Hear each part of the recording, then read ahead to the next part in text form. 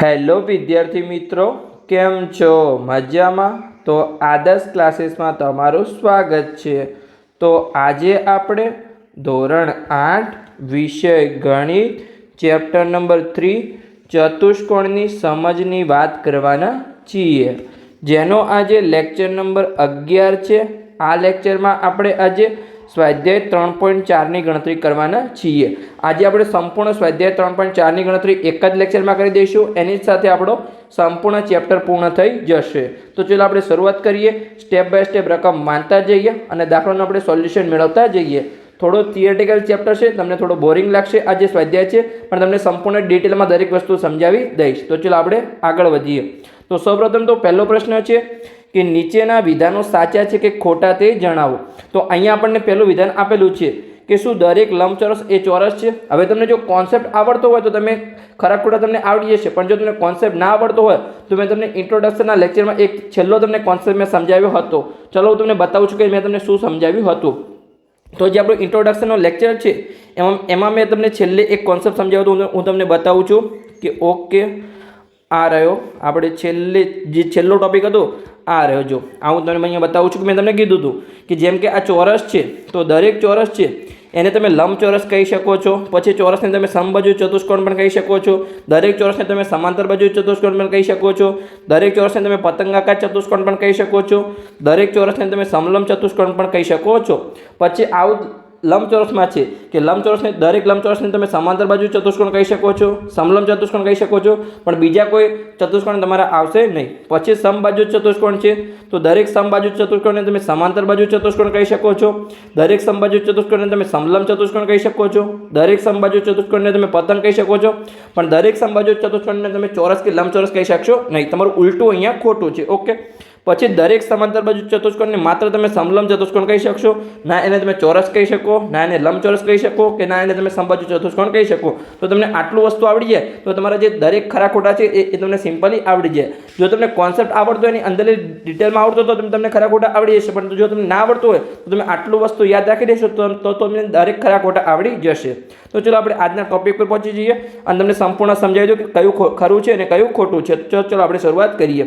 તો જો પહેલું ખરા ખોટામાં શું છે કે દરેક લંબચોરસ એ ચોરસ છે, તો ના ઉલટું ખોટું છે. કેમ કે દરેક લંબચોરસમાં શું હોય સામસામેની બાજુ સમાન થાય, પણ ચોરસમાં તો શું હોય દરેક બાજુ સમાન થાય. તો આ કેવું છે અહીંયા ખોટું છે. દરેક લંબચોરસ એ ચોરસ નથી. તો અહીંયા આપણે લખીશું કે કેવું છે અહીંયા આપણું આ ખોટું છે. પછી બીજો પ્રશ્ન છે કે દરેક સમબાજુ ચતુષ્કોણ એ સમાંતર બાજુ ચતુષ્કોણ છે. તો સમબાજુ ચતુષ્કોણ શું છે? સમાંતર બાજુ ચતુષ્કોણનો ભાગ જ છે કે સમાંતર બાજુ ચતુષ્કોણમાં 3 ચતુષ્કોણ આવે છે, ચોરસ, લંબચોરસ અને સમબાજુ ચતુષ્કોણ. તો જો તમને પૂછે કે દરેક સમબાજુ ચતુષ્કોણ એ સમાંતર બાજુ ચતુષ્કોણ છે તો કે હા છે, તો અહીંયા શું આવશે? આપણું ખરું આવશે. પછી આપણે બીજો પ્રશ્ન છે કે અહીંયા આપણને પૂછ્યો છે કે ચોરસ છે એ સમબાજુ ચતુષ્કોણ છે તો કે હા છે, અને ચોરસ છે એ કેવું છે? લંબચોરસ પણ છે તો કે હા છે. ચોરસમાં શું આવે? બધું જ આવે. ચોરસ છે, સમાંતર બાજુ ચતુષ્કોણ પણ છે, સમબાજુ ચતુષ્કોણ પણ છે, લંબચોરસ પણ છે. દરેક તમારું સાચું આવશે. તો અહીંયા કેવું આવશે? આ ત્રીજું વિધાન આપણું ખરું છે. પછી ચોથું વિધાન છે કે અહીંયા શું દરેક ચોરસ એ સમાંતર બાજુ ચતુષ્કોણ નથી. તો મેં હમણાં જ કીધું કે શું છે ચોરસ તમારું દરેક ચતુષ્કોણમાં આવશે. તો આ અહીંયા આપણે નથી કીધું છે તો આ કેવું આવશે? ખોટું આવશે. જો અહીંયા છે હોત તો આપણું સાચું આવત. ઓકે.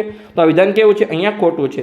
પછી અહીંયા આપણને કીધું છે કે દરેક પતંગાકાર ચતુષ્કોણ એ સમબાજુ ચતુષ્કોણ છે. તો તમારે એક વસ્તુ યાદ રાખવાની, આપણે જે મેં તમને કોન્સેપ્ટ બતાવ્યો હતો, પતંગાકાર ચતુષ્કોણ કોઈ પણ ચતુષ્કોણમાં આવશે નહીં. તો કોઈ પણ જેમ કે પતંગાકાર પૂછે તમને સમબાજુ ચતુષ્કોણ છે તો પણ ખોટું આવશે, સમાંતર બાજુ હોય તો પણ ખોટું આવશે, ચોરસ હોય તો પણ ખોટું આવશે, અને લંબચોરસ હોય તો પણ ખોટું આવશે. પતંગાકાર કોઈ પણ ચતુષ્કોણમાં આવશે નહીં. ઓકે.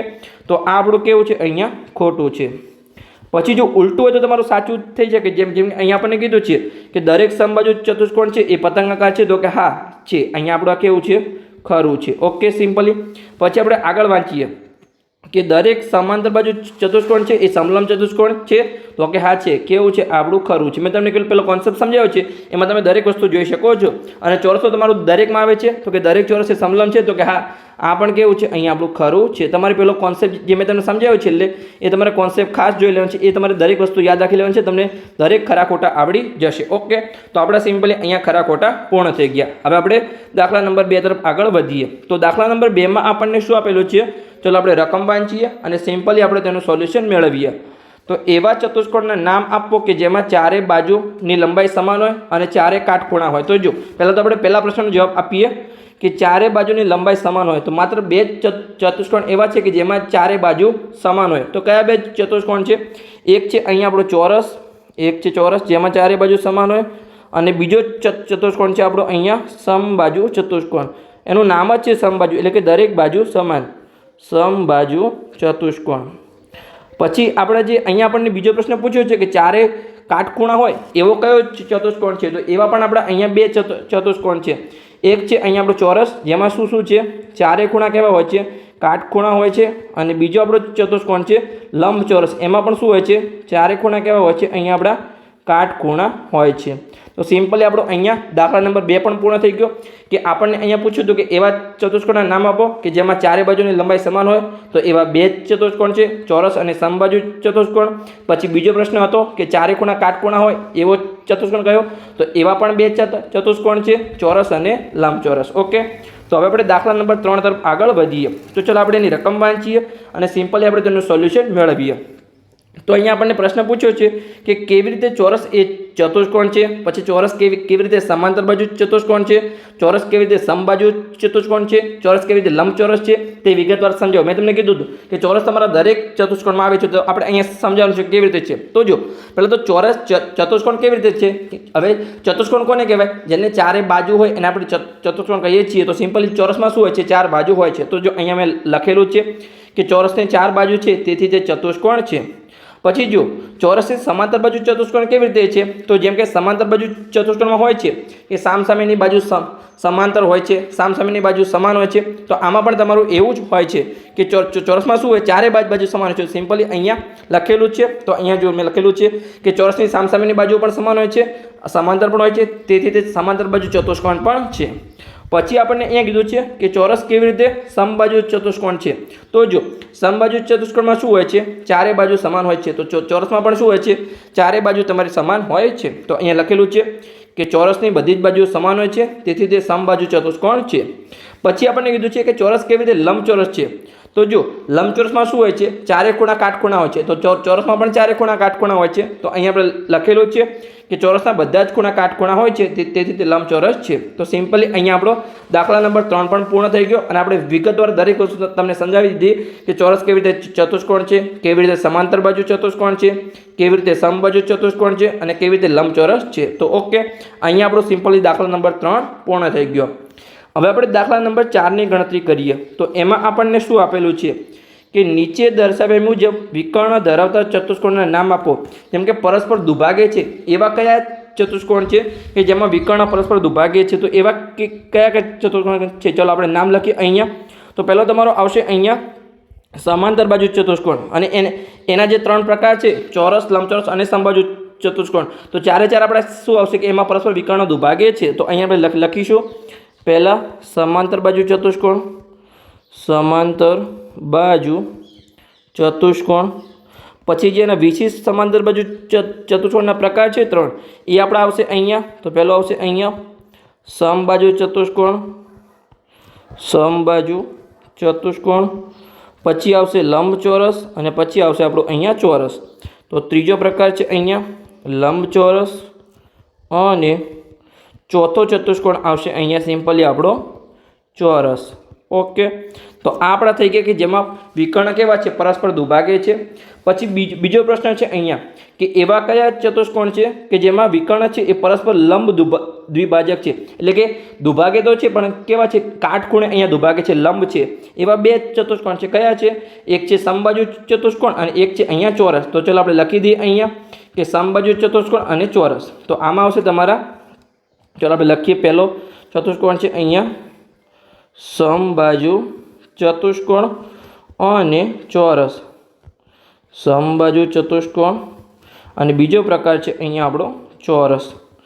પછી આપણને અહીંયા કીધું છે કે એવા કયા ચતુષ્કોણ છે કે જેમાં વિકર્ણ શું હોય? અહીંયા સમાન હોય. તો એવા કયા ચતુષ્કોણ છે? માત્ર બે ચતુષ્કોણ છે કે જેમાં વિકર્ણ સમાન હોય. એક છે અહીંયા આપણું તમારું લંબચોરસ અને એક છે ચોરસ. તો અહીંયા આપણે લખીશું પહેલો આવશે તમારું લંબચોરસ, લંબચોરસ, અને બીજો પ્રકાર આવશે અહીંયા સિમ્પલી આપણું ચોરસ. ઓકે, તો અહીંયા દાખલા નંબર 4 પણ આપણો પૂર્ણ થઈ ગયો. સિમ્પલી તમને દરેક જવાબ અહીંયા મળી ગયા છે. ઓકે, તો હવે આપણે આગળ વધીએ. છેલ્લો દાખલો ગણીએ, દાખલા નંબર 5. તો એમાં આપણને શું આપેલું છે કે અહીંયા આપણો હજુ એક દાખલો બાકી છે, દાખલા નંબર 5 અને દાખલા નંબર 6. દાખલા નંબર 5ની રકમમાં આપણને આપેલું છે કે લંબચોરસ એક બહિર્મુખ ચતુષ્કોણ છે, સમજાવો. તો ચલો આપણે સિમ્પલી ડિટેલમાં તમને સમજાવી દઈએ કે બહિર્મુખ ચતુષ્કોણ પહેલાં તો કોને કહેવાય? તો જે પણ ચતુષ્કોણના જે અંદરના ખૂણા હોય, દરેક ખૂણાનું માપ કેટલું હોવું જોઈએ? 180 કરતાં ઓછું હોવું જોઈએ. પછી શું ઓછું હોવું જોઈએ? કે જે ચતુષ્કોણ હોય એના દરેક વિકર્ણ એના અંદરના ભાગમાં હોવા જોઈએ, તો એને આપણે બહિર્મુખ ચતુષ્કોણ કહીશું. તો લંબચોરસમાં શું હોય છે? દરેક ખૂણાનું માપ છે 180 કરતાં ઓછું હોય છે, અને જેના બંને વિકર્ણો છે એ ક્યાં હોય છે? અંદરના ભાગમાં હોય છે. તો ચલો આપણે લખી દઈએ અહીંયા, કે આપણે તમને સમજાવીને લખી દઈએ કે અહીં લંબચોરસના દરેક ખૂણાનું માપ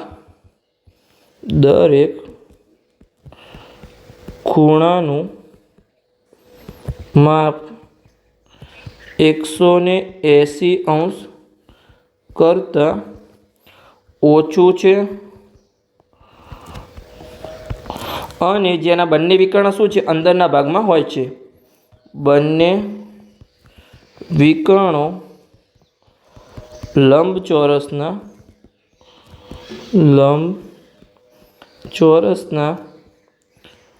અંદરના ભાગમાં હોય છે. તો હવે આપણે કહી શકીએ કે માટે લંબચોરસ શું છે? બહિર્મુખ ચતુષ્કોણ છે.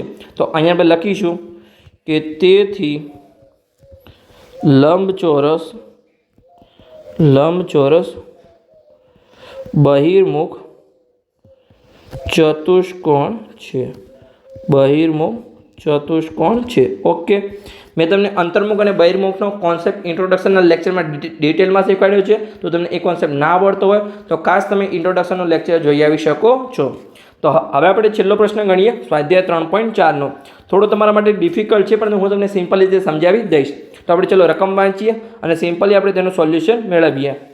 કે કાટકોણ ત્રિકોણ ABCમાં કાટકોણની સામેની બાજુનું મધ્ય બિંદુ O છે. તો અહીંયા આપણને કાટકોણ ત્રિકોણ આપેલો છે. ચલો આપણે અહીંયા આકૃતિ આપેલી છે, છતાં આપણી રીતે અહીંયા આપણે આકૃતિ દોરીએ કે અહીં એક આપેલું છે, એક આપણને કાટકોણ ત્રિકોણ આપેલો છે. ચલો આપણે દોરીએ અહીંયા કે આ આપણો અહીંયા કાટકોણ ત્રિકોણ છે, જેને આપણે નામ આપીશું A, B અને C.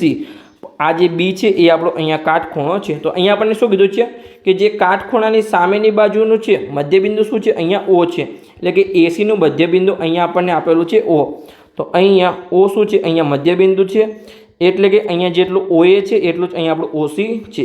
પછી આગળ આપણે વાંચીએ કે અહીં જે શિરોબિંદુઓ છે A, B અને C થી બિંદુ O કેવી રીતે સમાંતર આવે છે એ આપણે સમજાવવાનું છે. એટલે કે અહીંયા જે O છે એ A થી, પછી આ C થી અને B થી કેવી રીતે સમાંતર આવેલું છે. જો મધ્યબિંદુ છે એટલે OE, O થી અને C થી તો સમાંતરે છે, પણ અહીંયા આપણે B થી પણ સમાંતરે સાબિત કરવાનું છે. પછી આગળ આપણને શું કીધું છે કે અહીં તૂટક રેખાઓ તમારી સહાયતા માટે દોરેલ છે. તો ચલો હવે આપણે દોરીએ. તો સૌપ્રથમ તો અહીંયા આપણે શું કરીશું કે જે છે આપણે અહીંયા દોરીશું કે આ જે છે, ચલો આપણે અલગ પેનનો ઉપયોગ કરીએ અહીંયા કે અહીં આ OBને આપણે જોડીશું, એટલે કે BO આપણે BOને જોડીશું, અને અહીંયા એક આપણે D બિંદુ લઈશું. તો આપણે ODને અહીંયા OD દોરીશું. અને કેવી રીતે દોરીશું કે BO અને OD આપણું કેવું થાય? અહીંયા સમાન થાય. તો ચલો આપણે લખી દઈએ, જે પણ આપણે દોર્યું આપણે અહીંયા લખી દઈએ. તો અહીંયા આપણે લખીશું કે અહીં BOને રેખાખંડ BOને D સુધી લંબાવો કે જેથી BO બરાબર OD થાય. ઓકે, આપણે આવી રીતે દોર્યું છે કે BO અને OD આપણું સમાન થાય. હવે આપણે શું કરીશું? અહીંયા જે આપણું છે કે અહીં આપણે જોડી દઈશું. કોને જોડીશું? તો અહીંયા આ જે AD છે એને આપણે જોડીશું, અને જે આ CD છે એને અહીંયા આપણે સિમ્પલી જોડી દઈશું. તો અહીંયા આપણે લખીશું કે હવે રેખાખંડ AD અને CD ને જોડો. તો અહીં આપણે લખી દઈએ હવે કે હવે AD અને CD ને જોડો. ઓકે, તો આપણે જોડી દીધું અને અહીંયા આપણે લખી પણ દીધું. તો હવે જે તમને દેખાય છે કે એક આપણો અહીંયા ચતુષ્કોણ બને છે કે ચતુષ્કોણ ABCD, જેને શું છે અહીંયા ચારે બાજુ છે અને બે વિકર્ણ છે. તો આ આપણો ચતુષ્કોણ બની ગયો. તો અહીંયા આપણે લખીશું કે અહીં માટે ચતુષ્કોણ ABCD બને છે. ABCD બને છે. હવે જો આ જે ચતુષ્કોણ છે એમાં જે આપણા વિકર્ણો છે, એક આપણું વિકર્ણ છે અહીંયા AC અને બીજું વિકર્ણ છે અહીંયા આપણું આ BD. આ બંને વિકર્ણો છે. તો જો ACમાં આપણને શું આપેલું છે કે આપણને રકમ જ આપેલું છે કે જે કાટખૂણાની સામેની બાજુ છે, એટલે કે જે આપણું B કાટખૂણો હતો એની સામેની બાજુ AC છે, એનું મધ્યબિંદુ શું છે અહીંયા O છે. તો જેટલું OA છે એટલું જ અહીંયા આપણું આ OC છે. અને પછી આપણે શું, જે આપણે BO અને ODને જોડ્યું ત્યારે આપણે લખેલું હતું કે BO અને ODનું માપ સમાન થાય, એવી રીતે અહીંયા આપણે જોડ્યું છે. તો આ જે BO છે અને OD છે એનું માપ પણ સમાન છે. તો અહીંયા શું છે, વિકર્ણો પરસ્પર દુભાગે છે, એવી રીતે આપણો ચતુષ્કોણ ABCD બને છે. તો અહીંયા આપણે લખીશું. ચલો આપણે લખી દઈએ જે પણ તમને હમણાં સમજાવ્યું એ, કે હવે ચતુષ્કોણ ABCDમાં પહેલાં તો OA અને OC સમાન થશે. કેમ કે આપણે રકમમાં આપેલું છે. તો અહીંયા આપણે કૌંસમાં લખીશું કે માટે રકમમાં આપેલું છે. ઓકે, પછી આપણે જે રચના કરી હતી એ આપણું સમાન થયું હતું કે આપણે BO અને ODની રચના કરી હતી. તો આ આપણું સમાન થયું અને કૌંસમાં આપણે કારણ લખીશું કે કારણ કે અહીંયા રચના મુજબ. ઓકે, તો વિકર્ણોના ભાગો સમાન થયા. તો આપણે શું કહી શકીએ અહીંયા કે વિકર્ણો પરસ્પર દુભાગે છે. તો અહીંયા આપણે કહીશું કે ચતુષ્કોણ ABCDમાં વિકર્ણો પરસ્પર દુભાગે છે. તો ચલો આપણે લખી દઈએ અહીંયા કે ચતુષ્કોણ ABCDમાં વિકર્ણો પરસ્પર દુભાગે છે. દુભાગે છે એટલે કે બે સરખા ભાગમાં વિભાજિત થાય છે, જે આપણે ઓલરેડી પર આપેલું છે. તો આપણે અહીંયા લખી દીધું. હવે જો વિકર્ણો પરસ્પર દુભાગે છે તો આપણે શું કહી શકીએ કે આ કેવો ચતુષ્કોણ છે, અહીંયા સમાંતર બાજુ ચતુષ્કોણ છે. પછી આપણે કહીશું કે ડિટેલમાં એની અંદર પછી કયો ચતુષ્કોણ છે, સમબાજુ છે, ચોરસ છે કે લંબચોરસ છે, એ પછી આપણે કહીશું. પણ પહેલાં આપણે કહીશું કે અહીંયા સમાંતર બાજુ ચતુષ્કોણ છે. તો અહીંયા ચાલો આપણે કહી દઈએ કે માટે આ કેવો છે, અહીંયા ચતુષ્કોણ ABCD એ સમાંતર બાજુ ચતુષ્કોણ છે. સમાંતર બાજુ ચતુષ્કોણ છે. અને જે સમાંતર બાજુ ચતુષ્કોણ છે એમાં એક ખૂણો કેવો છે, અહીંયા કાટખૂણો છે. કયો ખૂણો? ખૂણો B કાટખૂણો છે. તો અહીંયા આપણે લખીશું કે અને ખૂણો B કાટખૂણો છે. હવે જો જે આપણી લંબચોરસની વ્યાખ્યા કેવી છે કે એવો જ સમાંતર બાજુ ચતુષ્કોણ કે જેનો એક ખૂણો કાટખૂણો હોય એને આપણે લંબચોરસ કહીએ છીએ. તો આ આપણો જે ચતુષ્કોણ ABCD છે શું બનશે, અહીંયા આપણું લંબચોરસ બનશે. તો અહીંયા આપણે લખીશું કે માટે ચતુષ્કોણ ABCD શું છે, લંબચોરસ છે. કે ચતુષ્કોણ ABCD એ લંબચોરસ છે. હવે જો લંબચોરસ છે તો લંબચોરસના વિકર્ણો કેવા હોય છે, સમાન હોય છે. તો અહીંયા આપણે લખીશું કે લંબચોરસના વિકર્ણો સમાન છે અને પરસ્પર દુભાગે છે. તો ચલો આપણે અહીંયા લખી દઈએ કે અહીં લંબચોરસના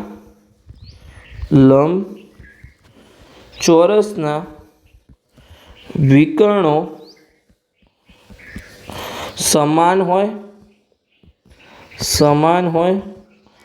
અને પરસ્પર દુભાગે છે.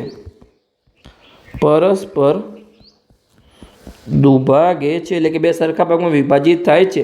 તો અહીંયા જે આપણા વિકર્ણો છે, જે વિકર્ણ AC અને BD એ કેવા થશે, અહીંયા આપણા સમાન થશે કેમ કે ચતુષ્કોણ ABCD લંબચોરસ છે. તો અહીંયા આપણે લખીશું કે જે આપણા વિકર્ણ છે AC અને BD સમાન થશે. તો જો હવે ACના બે ભાગ હતા, જેમ કે OA અને OC એ સમાન હતા, અને જે BDના ભાગ હતા BO અને OD એ સમાન હતા. તો હવે જો AC અને BD સમાન છે તો આ જે ચારેય ભાગો છે એ કેવા થશે, એકબીજાને સમાન થશે. તો અહીંયા આપણે લખીશું કે માટે જેટલું OA હશે એટલું જ OC હશે અને એટલું જ BO અને એટલું જ OD હશે. તો અહીંયા આપણે લખી દઈશું કે એટલું જ OD થશે. તો ચારેય ભાગો સમાન થયા. તો હવે જો આજે આપણો ચતુષ્કોણ છે એમાં અહીંયા જે ચારે ભાગો છે, અહીંયા જે આ બ્લુ પેનથી દર્શાવેલા છે કે જે OA છે, પછી જે આ OD છે, પછી આ OC છે અને આ BO છે એ સમાન છે.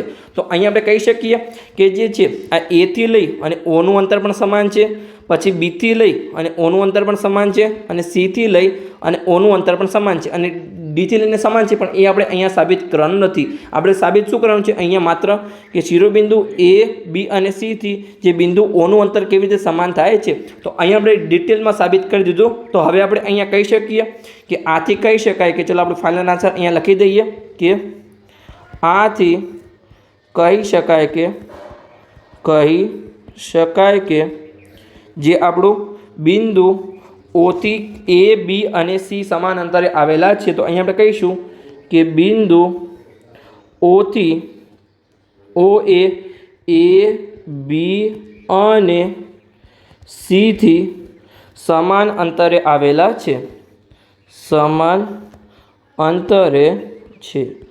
ઓકે, તો આ આપણું સિમ્પલી સાબિત થઈ ગયું. એની સાથે અહીંયા આપણો દાખલા નંબર 6 પૂર્ણ થઈ ગયો, અને અહીંયા આપણો સ્વાધ્યાય 3.4 પણ પૂર્ણ થઈ ગયો. અને આની સાથે સંપૂર્ણ જે આપણું ચેપ્ટર છે, ચેપ્ટર નંબર 3 ચતુષ્કોણની સમજ, એ પણ પૂર્ણ થઈ ગયો.